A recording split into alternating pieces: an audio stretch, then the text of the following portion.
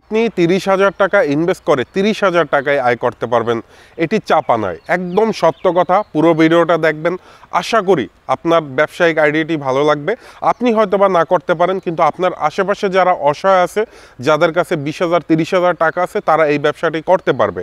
আর এই ব্যবসাটি করতে গেলে তেমন একটা দোকান ভাড়ারও প্রয়োজন হবে না, আপনি যে কোনো জায়গায় করতে পারেন। তবে হ্যাঁ, এই ব্যবসাটি সবার জন্য না, যারা উচ্চবিত্ত ফ্যামিলির আছেন বা উচ্চ মধ্যবিত্ত আছেন তাদের জন্য না, এটা শুধুমাত্র যারা নিম্নবিত্ত কিছু করতে পারতেছেন না তাদের জন্য।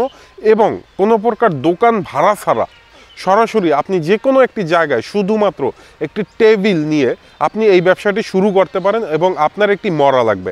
আর সেই ব্যবসাটিকে অনেকেই বলবেন যে ভাই, যে আমার সাথে এই ব্যবসা যায় না, যার সাথে যায় না কম দামি ব্যবসা, যেহেতু ৩০,০০০ টাকার ব্যবসায়িক আইডিয়া, সেহেতু আপনার সাথে নাও যাইতে পারে। এই ব্যবসাটি শুধুমাত্র নিম্নবিত্তদের জন্য, অসহায়দের জন্য। ধরেন আপনি ৩০,০০০ টাকা যদি ইনভেস্ট করতে পারেন, আমার ভিডিওর শুরুতে একটি দোকান দেখুন, এটি হলো গিয়ে চায়ের দোকান। আর এই চায়ের সাথে কিন্তু উনি কলা, রুটি, বিস্কিট এবং কিছু পানি বিক্রি করতেছে। আর এই ব্যবসাটি সম্পূর্ণ করতেছে উনি রাস্তার পাশে বসে, এবং উনি যেটা করে একটি চুলা রাখছে। তো এই ব্যবসাটি করতে আপনার সর্বোচ্চ গেলে ৩০,০০০ টাকা খরচ হবে। কিভাবে ৩০,০০০ টাকা খরচ হবে এখানে ভিডিওতে দেখুন। ওনার কি পরিমাণ আছে, রুটি, কেক, বিস্কিট মিলে সর্বোচ্চ ৫ থেকে ৬,০০০ টাকার মাল আছে। এবং কলা টলা মিলিয়ে আপনার ফ্লাক্স থেকে শুরু করে গ্যাসের চুলা ক্রয় থেকে শুরু করে আমি আরও ধরলাম ২০,০০০ টাকা, টেবিল চেয়ার সহ। তার মানে আপনি ৩০,০০০ টাকা ইনভেস্ট করলেন। আর এই ৩০,০০০ টাকা ইনভেস্ট করে আপনি যদি ডেলি এখানে বসে ১০০ কাপ চা বিক্রি করেন, এটা যদি উপজেলা না, শুধু আপনি যদি আপনার গ্রাম্য বাজারেও এরকম একটা দোকান দেন, সেখানেও ১০০ কাপ থেকে ১৫০ কাপ চা বিক্রি করতে পারবেন। তো ১০০ কাপ চা বিক্রি করলে আপনি ২০০ টাকা অনায়াসে ব্যবসা করতে পারবেন। তারপর রুটি, বিস্কুট, পানি, এছাড়াও এখানে কিন্তু আরও যে বড় আইটেম সেটা হলো গিয়ে পান।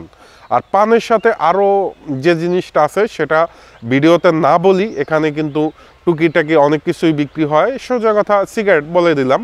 তো এগুলো বিক্রি করে ডেলি ৫০০ থেকে ১,০০০ টাকা এই সমস্ত দোকান থেকে আয় করা, আমি মনে করি কোনো ঘটনা না। এক কথায় বলতে গেলে ইচ্ছে থাকলে আপনি এই ব্যবসাটা চালিয়ে যেতে পারেন।